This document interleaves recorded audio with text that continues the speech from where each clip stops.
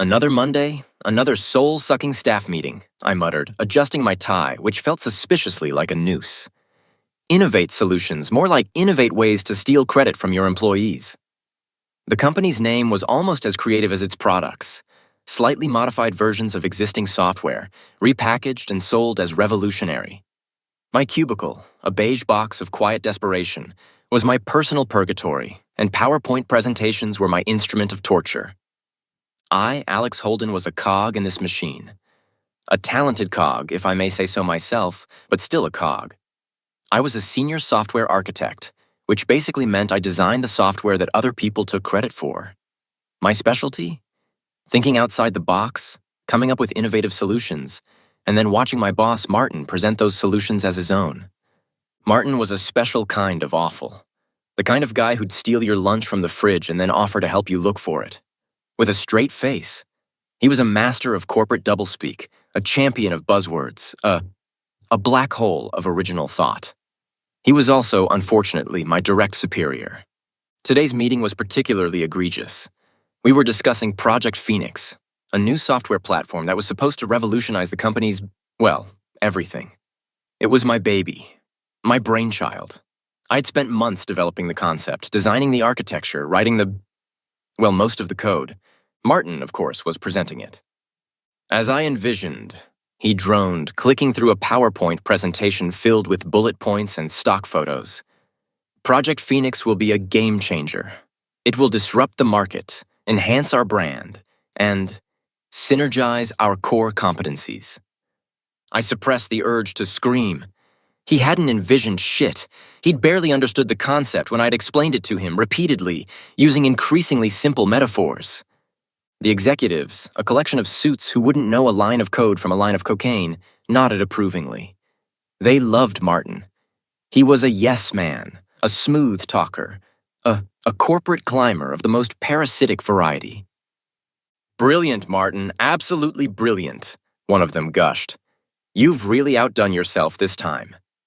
"Thank you, sir," Martin said, beaming. "I couldn't have done it without my team." He gestured vaguely in my direction, without actually making eye contact. I clenched my fists, my nails digging into my palms. I wanted to stand up, to shout, to expose him for the fraud he was. But I didn't. I couldn't. I needed this job. I needed the paycheck. I needed to not get fired. That was my life, a constant cycle of frustration, disillusionment, and suppressed rage. And then came the muffin. It was a blueberry muffin, seemingly innocuous, purchased from the office cafeteria. I'd been feeling peckish, skipped breakfast, big mistake. I took a bite, and something went wrong. The muffin, or perhaps a particularly dense blueberry, lodged itself in my throat. I choked, gasped, clawed at my neck, my vision blurring, my lungs burning. The room swam around me. I saw faces, distorted and blurry, filled with concern? Amusement? I couldn't tell. "He's choking!" someone shouted. "Give him the Heimlich!" another voice yelled. But it was too late. I collapsed, my body hitting the floor with a dull thud. The last thing I saw was Martin's face, hovering above me, his expression annoyed, as if my near-death experience was somehow inconveniencing him. 1 minute I was choking on a suspiciously dense blueberry muffin. The next, I was staring up at the fluorescent lights, wondering if this was how it all ended. Death by baked goods. Fantastic. There was no tunnel of light, no angelic choir, no divine judgment. Just a confusing, disorienting void filled with paperwork. I kid you not. Paperwork. I found myself in a waiting room, a sterile, bureaucratic space filled with uncomfortable chairs and bored-looking entities. They weren't human, not exactly. More like vaguely humanoid shapes, shifting and shimmering, their features indistinct. "Name?" one of them droned, its voice a monotonous, genderless buzz. Alex Holden," I stammered. "Cause of death? Muffin?" It looked at me, its expression blank. Or maybe it was pitying. I couldn't tell. "Fill out this form," it said, shoving a piece of paper towards me. "In triplicate, and wait your turn." Turns out, even dying is a bureaucratic nightmare. I half expected to fill out a form in triplicate to get my second chance. My turn came eventually. I was ushered into a small windowless office where another entity sat behind a desk.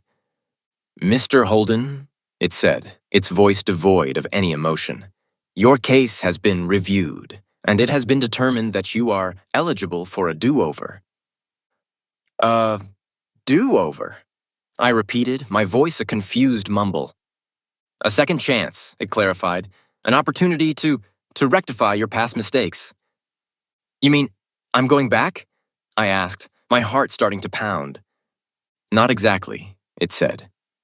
"You will be returned to your previous life, but not chronologically. You will retain your memories, your experiences, but you will not be able to alter the past, only influence the present." It was confusing, cryptic, and utterly absurd, but I wasn't in a position to argue. "So what happens now?" I asked. "You wake up," it said. And then I did. I woke up with a gasp, my body drenched in sweat, my head pounding with a killer headache. I was in my cubicle, slumped over my keyboard, my cheek resting on the sticky, half-eaten remains of a blueberry muffin. It was the same day. The day of the staff meeting, the day of Martin's grand presentation, the day of my near-death experience. But I was different. I wasn't physically stronger or magically gifted or anything like that. But I was clear, focused. The fog of frustration and disillusionment that had clouded my mind for years was gone, replaced by a sharp, almost painful clarity. I could see everything. The subtle power dynamics of the office, the hidden agendas, the sheer, unadulterated bullshit that permeated every interaction. And I could anticipate it, predict it, almost feel it coming. It wasn't precognition, not exactly.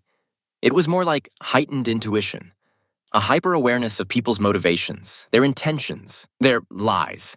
And I had also lost something. My fear, my inhibitions, my willingness to play the game. I woke up with a killer headache, a newfound appreciation for oxygen, and the distinct feeling that I'd just been given the cheat codes to life.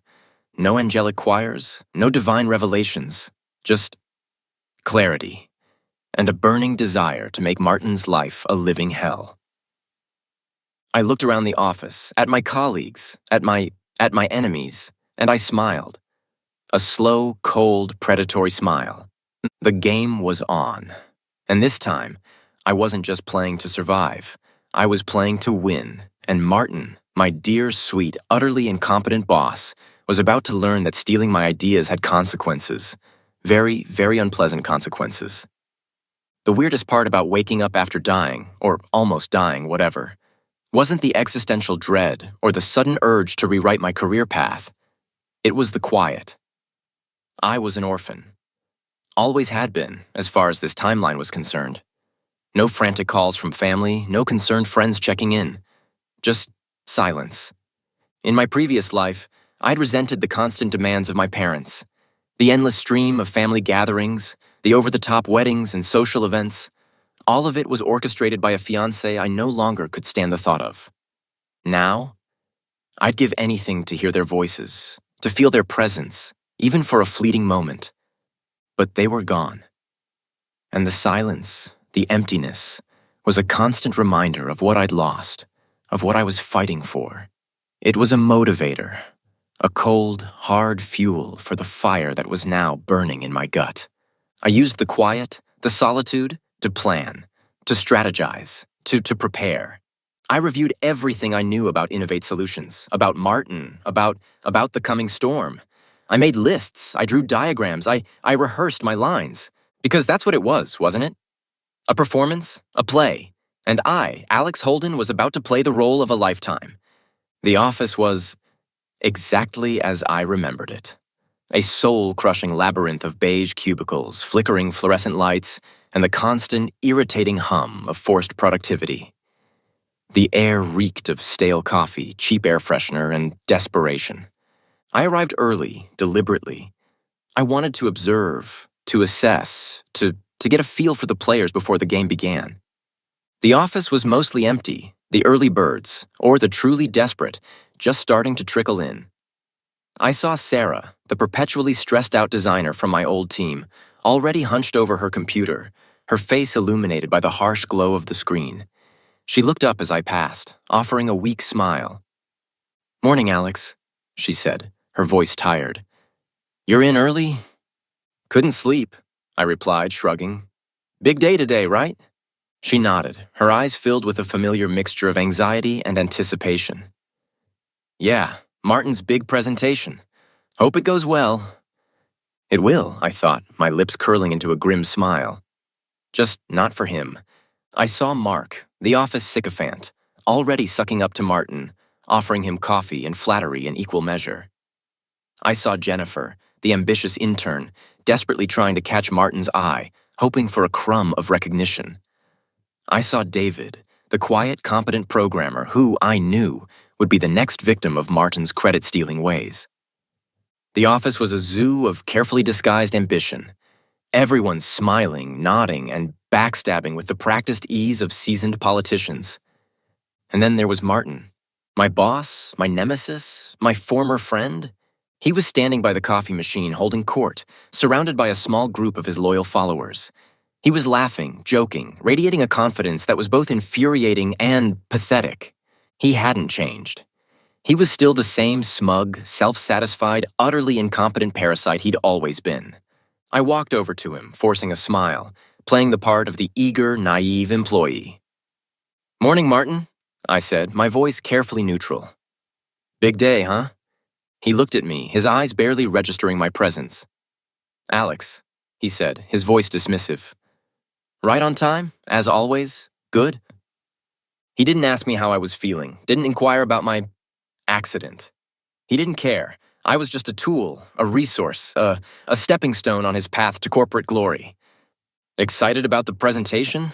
I asked, my voice laced with a subtle irony that he, of course, completely missed. "Excited?" he repeated, puffing out his chest. "Alex, this is going to be huge. This is going to change everything. This is my masterpiece." "My masterpiece," I thought, my fists clenching. "Your stolen masterpiece." "I'm sure it will be, Martin," I said, my voice calm and even. "I'm sure it will be unforgettable." I spent the rest of the morning going through the motions, pretending to work, while secretly observing, planning, preparing. I made sure the recording device was securely in place, hidden in plain sight, ready to capture Martin's inevitable betrayal. I rehearsed my lines, my responses, my carefully crafted performance. The meeting, when it finally arrived, was a carbon copy of my previous life's experience. The same sterile conference room, the same board executives, the same smug, self-satisfied Martin. He presented my work, my ideas, my soul as his own. He used my slides, my diagrams, my carefully crafted arguments to paint a picture of his own brilliance. And I sat there silent, observing, letting him dig his own grave. As I envisioned, he droned, clicking through the PowerPoint slides, my PowerPoint slides. Project Phoenix will revolutionize the industry. It will disrupt the market, enhance our brand, and synergize our core competencies. I almost laughed. Almost. But I kept my expression neutral, my gaze fixed on Martin, my mind focused on the coming reckoning. The executives, predictably, were impressed. They praised Martin's vision, his leadership, his sheer audacity. And I, the true architect of Project Phoenix, the man whose work was being stolen, whose future was being erased, sat there and watched it all unfold. A silent observer. A ghost in my own life. But not for long. The game, as always, was about timing. And my time, I knew, was about to come. Martin was basking in the applause, the accolades, the stolen glory. And I, Alex Holden, the reborn reluctant avenger, was about to rain on his parade, with a goddamn thunderstorm. The meeting. The one where, in my previous life, I'd foolishly confronted Martin, objecting to his blatant theft of my ideas, only to be publicly humiliated and ultimately fired. This time, I played a different game. I sat there silent, observant, a ghost in my own life, watching Martin bask in the glow of my stolen glory. He presented Project Phoenix, my brainchild, my months of work, as his own. He used my slides, my diagrams, my carefully crafted arguments to paint a picture of his supposed brilliance. The executives predictably were enthralled.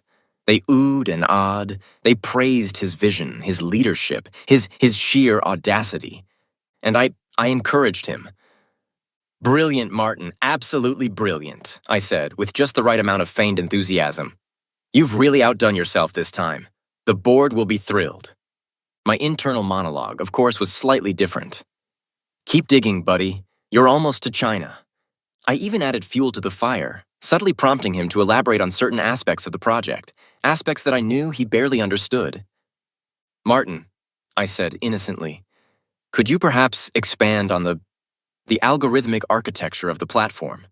I'm particularly interested in how you envision the scalability challenges." He stumbled, of course. He stammered, he blustered, he tried to deflect with buzzwords and corporate jargon. But I kept pressing, politely, persistently, exposing his ignorance, his fraudulence. And the executives slowly but surely started to notice. The seeds of doubt were planted. What they didn't know was that I was recording the entire meeting, not with some bulky, obvious device, but with, well, let's just call it a perk of my rebirth. My senses were heightened, sharpened. I could perceive things, hear things, with an acuity I'd never possessed before. And I could, with a bit of focus, record those perceptions, storing them in my mind like a human hard drive. My new gift, or whatever this weird rebirth thing was, came with perks. I could practically smell bullshit now, and Martin's office reeked of it. The recording was just one piece of the puzzle. I was also, quietly, meticulously, gathering other evidence.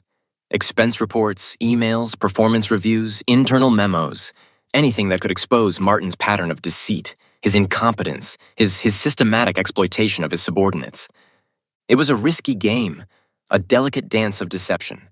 I had to maintain the facade of the loyal employee, while secretly working to dismantle his empire from within. And I needed allies. I started with the overlooked, the underestimated, the disgruntled. The people who, like me, had been victims of Martin's tyranny. Sarah, the designer, was a prime target. She was talented, creative, and perpetually frustrated by Martin's constant rejection of her ideas, his insistence on sticking to outdated, uninspired designs. "Look," I whispered to her one afternoon, as we were both, supposedly, working late. "Things are about to change around here, and you might want to be on the right side of that change." She looked at me, her eyes narrowed, suspicious. "What are you talking about, Alex?" "I'm talking about justice, Sarah," I said, my voice low. "About recognition. About finally getting the credit you deserve." I didn't reveal my full plan, of course. I just hinted at possibilities, at a future where talent, not sycophancy, was rewarded, at a future where Martin was no longer in charge. She was hesitant at first, but she was also desperate. Desperate for a chance, for a change, for something better. And she wasn't the only one. I reached out to David, the programmer whose code Martin had repeatedly stolen. To Emily, the marketing manager whose campaigns had been consistently undermined by Martin's ego.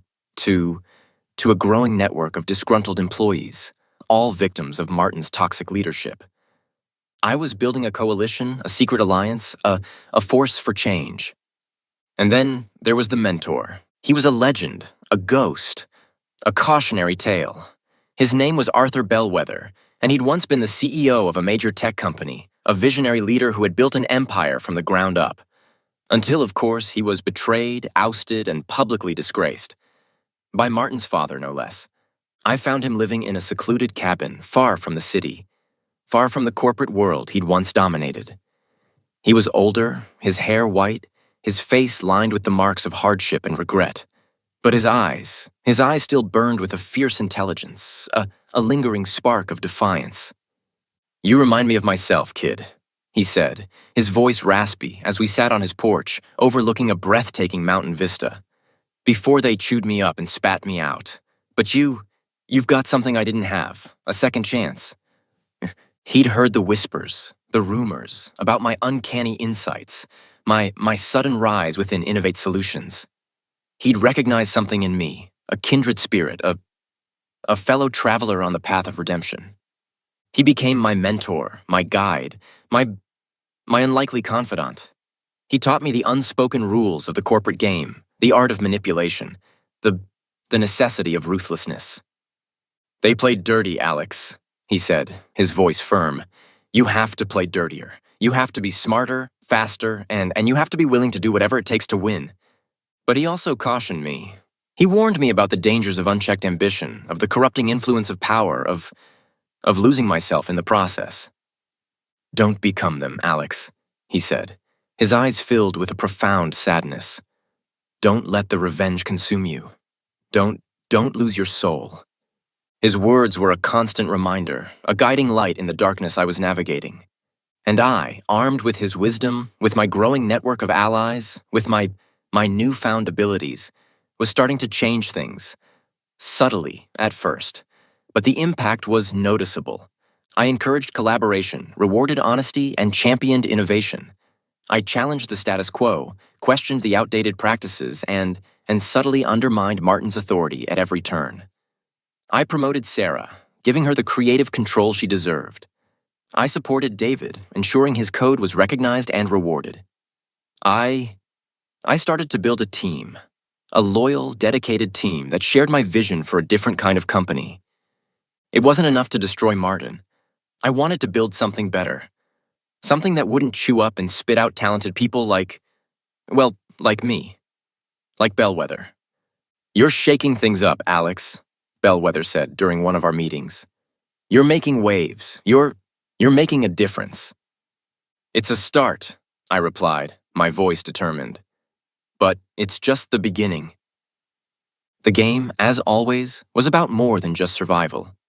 It was about transformation, about creating a world where talent, not treachery, was rewarded. And I, Alex Holden, the reborn, reluctant revolutionary, was leading the charge. One stolen idea, one exposed lie, one carefully planted seed at a time. The future was uncertain, yes, but for the first time in a long time, or, 2 times, I felt hopeful and a little bit dangerous, which, in the corporate world, was probably a good thing. I knew very few people I could go to, but it was the few connections I made in my past life that I knew could be useful. I had a few acquaintances, people who I knew could be helpful. There was an old college professor. He was old and out of touch with the cutthroat corporate world, but I knew his mind was sharp and that he had many books on business strategies. I knew that I needed capital. The air in my apartment crackled with a nervous energy that had nothing to do with the questionable wiring. Today was D-Day. Not the Normandy kind, thankfully, but the corporate equivalent. The day Martin's carefully constructed house of cards came crashing down, and I, Alexander Holden, former corporate drone, was about to light the match. I'd spent weeks, months even, preparing for this, gathering evidence, cultivating allies, and most importantly, honing my newfound gift. The ability to anticipate, to predict, to see through the bullshit. It wasn't magic, not exactly. It was more like hyper-awareness, a heightened intuition that bordered on the precognitive. And it was damn useful. I checked myself in the mirror one last time. Sharp suit, power tie, and an expression that I hoped conveyed ruthless confidence, rather than the sheer, unadulterated terror I was actually feeling. I looked the part. Now I just had to play it. The Innovate Solutions boardroom was a monument to corporate sterility. Glass, steel, and a ridiculously long table that probably cost more than my former apartment. The usual suspects were assembled, the board of directors, a collection of suits who looked like they'd been born wearing ties, and the senior executives, all vying for power and Martin's increasingly precarious favor. Martin, of course, was at the head of the table, holding court, basking in the glow of his stolen success. He was presenting Project Phoenix, my project, with the smug self-assurance of a man who believed he was untouchable. Sir. And so, with this groundbreaking new platform, he droned, clicking through the PowerPoint slides, my PowerPoint slides. Innovate Solutions will solidify its position as a market leader, achieving unprecedented growth and blah, blah, blah. I waited, patiently, letting him spin his web of lies, letting him bask in the applause, letting him dig his own grave. Then, as he reached his grand finale, his triumphant conclusion, I made my move. Before we proceed with Mr. Martin's vision, I said, my voice cutting through the room, clear and steady, I believe there are a few irregularities that need to be addressed. All eyes turned to me. The board members surprised by my interruption. The executives sensing an opportunity or perhaps a threat. And Martin looked like he'd swallowed a lemon. Whole. Alex, he said, his voice laced with a forced politeness. What is the meaning of this? The meaning, Martin, I replied, my voice calm but firm, is that I'm tired of the lies. I'm tired of the theft. I'm tired of you. I pulled out my phone, a sleek, unassuming device that held the key to his destruction. The recording, the one I'd captured, not through magic or superpowers, but through enhanced observation and a strategically placed microphone. I played it. The room was silent, except for the sound of Martin's voice, his own words condemning him. He was boasting about stealing my ideas, about manipulating the executives, about his utter contempt for everyone in the room. The effect was immediate. The board members, initially stunned, began to murmur amongst themselves, their expressions shifting from surprise to anger to a dawning realization. What is this? One of them stammered. This, I said, my voice ringing with authority, is the truth. This is proof that Mr. Martin has been systematically defrauding this company, stealing intellectual property, and lying to all of you. I then proceeded to lay out the rest of the evidence. The documented instances of his plagiarism, the emails, the performance reviews, the testimonies of my allies, the employees he'd wronged, the people he'd stepped on to climb his way to the top. You set me up, Martin sputtered, his face a mask of fury and disbelief. This is a conspiracy. No, Martin, I replied, my voice dangerously calm. This is justice. I looked around the room, meeting the gaze of each board member, each executive, each witness.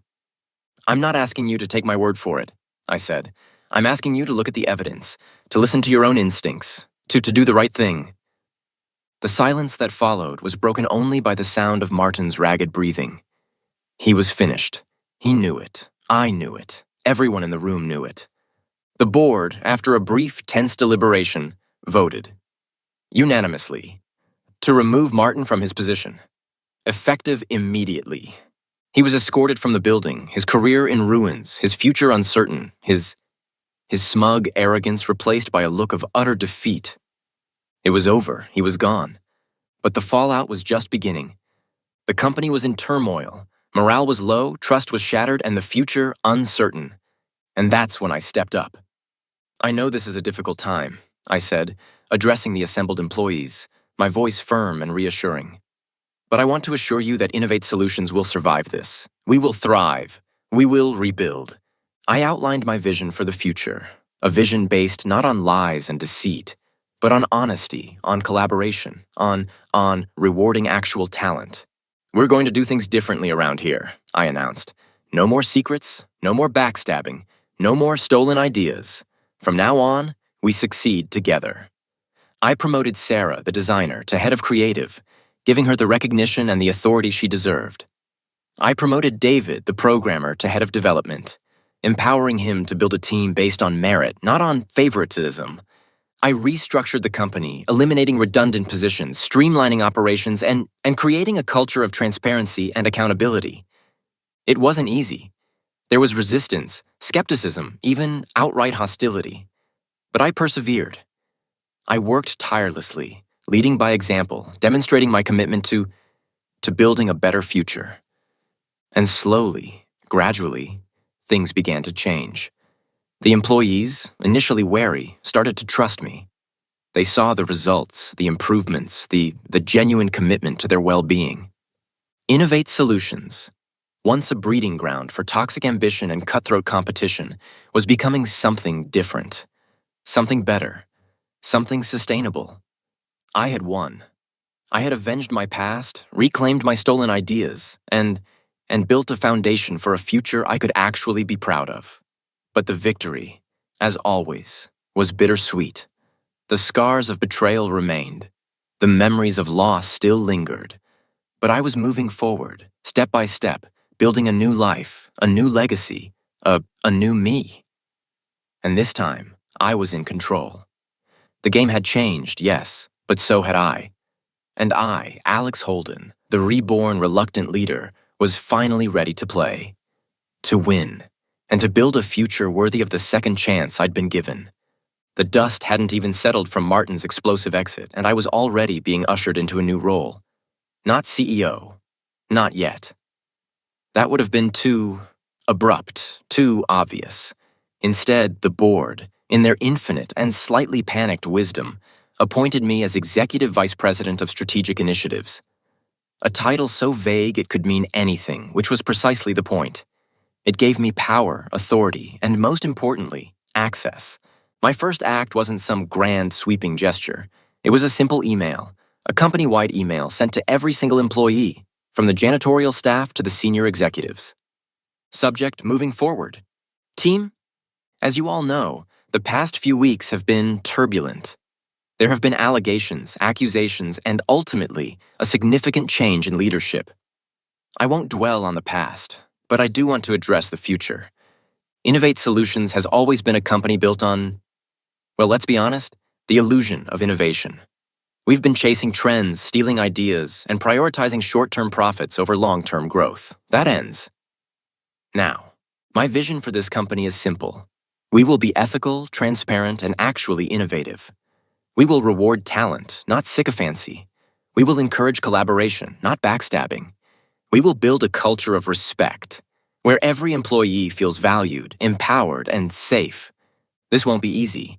It will require a fundamental shift in how we operate, in how we think, in how we treat each other. But I believe it's necessary, not just for the success of this company, but for our own well-being.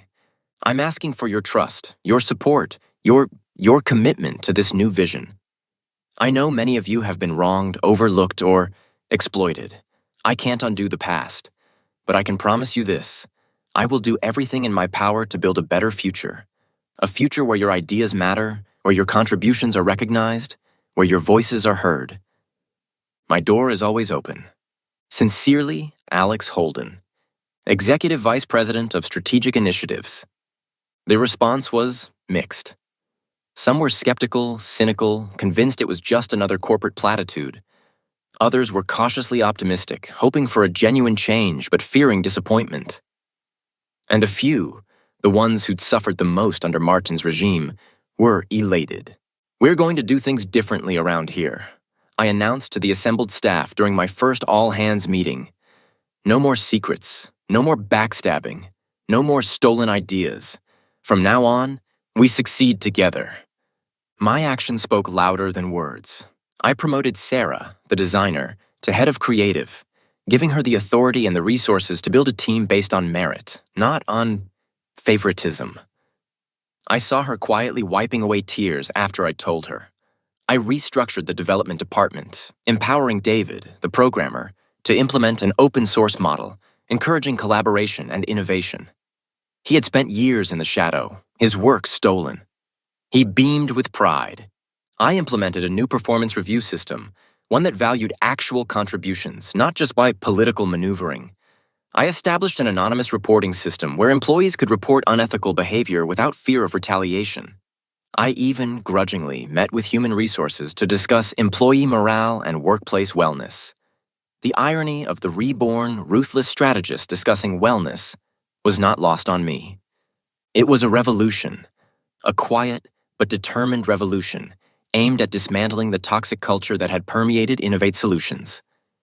And it was working. The atmosphere in the office began to shift. The fear, the anxiety, the constant sense of being watched began to dissipate.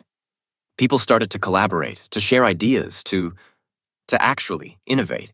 It's different, Alex, Sarah said one afternoon as we were reviewing designs for a new project.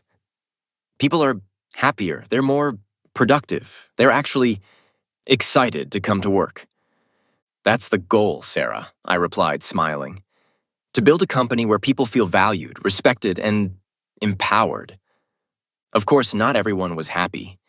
The old guard, the ones who had benefited from Martin's regime, the parasites, were resistant.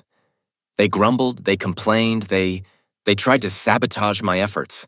But they were outnumbered, outmaneuvered, and ultimately out of time. I was building something new, something better, something sustainable. I was creating a culture of integrity, of collaboration, of genuine innovation. And in doing so, I was not only redeeming my past mistakes, but I was also laying the foundation for a future far brighter than anything I could have imagined. The game, as always, was about the long term. And I, Alex Holden, the reborn leader, was playing the long game. And this time, I was playing to win, not just for myself, but for everyone who had been wronged, overlooked, or exploited by the old regime. The new order had arrived, and it was, surprisingly, built on something resembling ethics. A novel concept, I know, but one I was determined to make the foundation of my new empire. The corporate battles were won, the enemies vanquished, the new order established. But there was another war raging, a quieter, more personal one. The war within, my rebirth, my second chance, had given me power, clarity, and a burning desire for justice. But it hadn't magically erased the scars of my past. The betrayal, the loss, the sheer unadulterated rage still lingered, a low hum beneath the surface of my newfound success. So I did something I'd never considered before. I sought therapy. Dr. Ramirez, a woman with kind eyes and a disconcertingly insightful gaze, became my unlikely confidant. I sat on her plush couch, surrounded by soothing colors and strategically placed plants. And I unburdened myself. I talked about Martin, about Andrea, about dying, about the bureaucratic nightmare of the afterlife, about the confusing, disorienting return to my old life, about the power I now wielded, and the fear that it would corrupt me. "You've been through a trauma, Alex," she said gently after one particularly rambling session. "A profound trauma, and you're dealing with it in the only way you know how, by controlling, by manipulating, by seeking revenge. Is that bad?" I asked, my voice hesitant. "It's human," she replied. "But it's not sustainable. You can't build a future on the foundations of the past. You need to heal, to forgive, to move on." Forgive? The word felt foreign, almost offensive. Forgive Martin? Forgive Andrea? Forgive the universe for screwing me over? But Dr. Ramirez was persistent.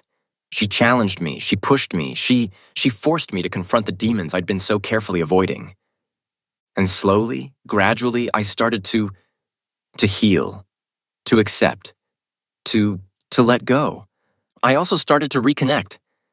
In my previous life, I'd been so focused on my career, on my ambition, on proving myself, that I'd neglected my relationships. I'd pushed people away, I'd taken them for granted, I'd been a pretty lousy friend. Son, if I had living parents, which I didn't, and partner. There was one person in particular that I needed to make amends with. Her name was Jessica. In my previous life, Jessica had been my best friend, my confidant, my almost something more, but I'd been too blind, too focused on my own ambitions to see what was right in front of me. I'd taken her friendship for granted. I'd dismissed her feelings. I'd hurt her. I found her living in a small apartment, working as a freelance writer. She was surprised to hear from me, understandably.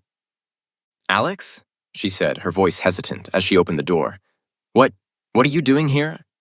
I wanted to apologize, Jessica," I said, my voice trembling slightly. For everything, for being a terrible friend, for not seeing you, for hurting you." She stared at me, her eyes searching mine, looking for any sign of insincerity. "I was a fool, Jessica," I continued, my voice raw with emotion. "I was so focused on my own stupid ambitions that I didn't appreciate what I had. You were the best friend I ever had, and I threw it away." A long silence followed. Then she smiled, a sad but forgiving smile. "It's okay, Alex," she said, her voice soft. "It was a long time ago. I understand. We talked for hours, catching up, reminiscing. and rebuilding a bridge that I'd thought was irrevocably burned. It wasn't a romantic reconciliation, not yet, perhaps never, but it was a start, a healing, a step towards wholeness. And then came the celebration. It wasn't a corporate event, not exactly.